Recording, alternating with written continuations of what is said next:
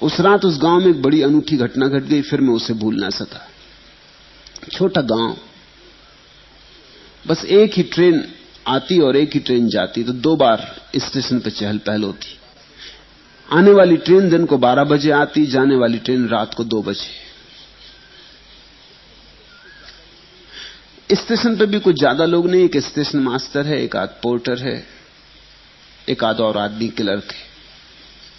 कोई ज्यादा यात्री आते जाते भी नहीं। उस रात ऐसा हुआ कि एक आदमी रात की गाड़ी पकड़ने के लिए सांझ स्टेशन पे आया। वो बार बार अपने बैग में देख लेता था। स्टेशन मास्टर को संदेह हुआ, शक हुआ कि कुछ बड़ा धन लिए हुए है। वो अपने बैग को भी दबाए था, एक क्षण को भी उसे छोड़ता नहीं था। आदमी देखने से भी धनी मालूम पड़ता था। रात 2 बजे ट्रेन जाएगी, मन में बुराई आई। उसने पोर्टर को बुला के कहा कि ऐसा कर, 2 बजे रात तक कहीं भी इसकी जरा भी झपकी लग जाए, और 8 बजे रात के बाद तो गांव में सन्नाटा हो जाता, गांव भी कोई 2 मील दूर।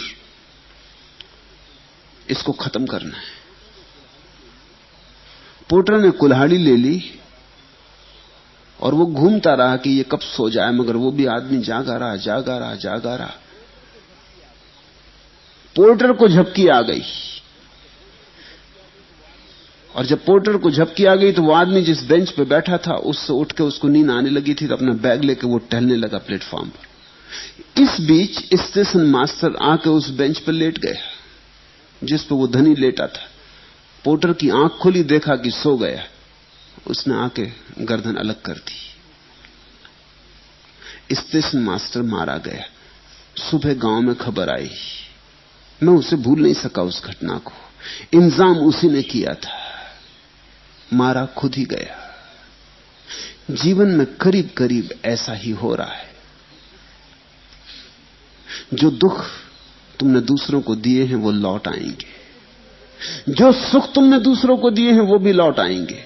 दुख भी 1000 गुने होकर लौट आते हैं, सुख भी 1000 गुने होकर लौट आते हैं। इसलिए बुद्ध कहते हैं दूसरा सूत्र याद रखना, सुख बन सके तो दे देना, अगर सुख न दे सको तो कम से कम दुख मत देना।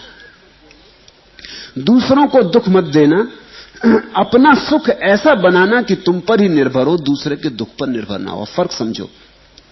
एक आदमी धन के इकट्ठे करने में सुख लेता है, निश्चित ही ये कई लोगों का धन छीनेगा। बिना धन छीने धन आएगा भी कहां से? धन बहुत बहुलता से है भी नहीं, न्यून है। धन ऐसा पड़ा भी नहीं चारों तरफ। जितने लोग हैं उनसे धन बहुत कम है, तो धन छीनेगा तो धन इकट्ठा कर पाएगा। ये आदमी दूसरों को दुख दिए बिना धनी ना हो सकेगा। और धन पाने से जो सुख मिलने वाला है 2 कौड़ी का है, और जितना दुख दिया है उसके जो दुष्परिणाम होंगे अनंत समय तक, उसकी जो प्रतिक्रियाएं होंगी वे बहुत भयंकर है। एक दूसरा आदमी ध्यान में सुख लेता है। ध्यान और धन में यही खूबी। ध्यान जब तुम करते हो तो तुम किसी का ध्यान नहीं छीनते, तुम्हारा ध्यान बढ़ता जाता है, किसी का ध्यान छीनता नहीं। तो बुद्ध कहेंगे अगर ध्यान और धन में चुनना हो तो ध्यान चुनना। ये अप्रतियोगी है, इसकी किसी से कोई स्पर्धा नहीं है, और तुम्हारा आनंद बढ़ता जाएगा। और आश्चर्य की बात यह कि तुम जितने आनंदित होते जाओगे, अनायास तुम दूसरों को भी आनंद देने में सफल होने लगोगे, समर्थ होने लगोगे। जो है उसे हम बांटते हैं। दुखी आदमी दुख देता है, सुखी आदमी सुख देता है, देना ही पड़ेगा। जब फूल खिलेगा और गंध निकलेगी तो हवाओं में बहेगी।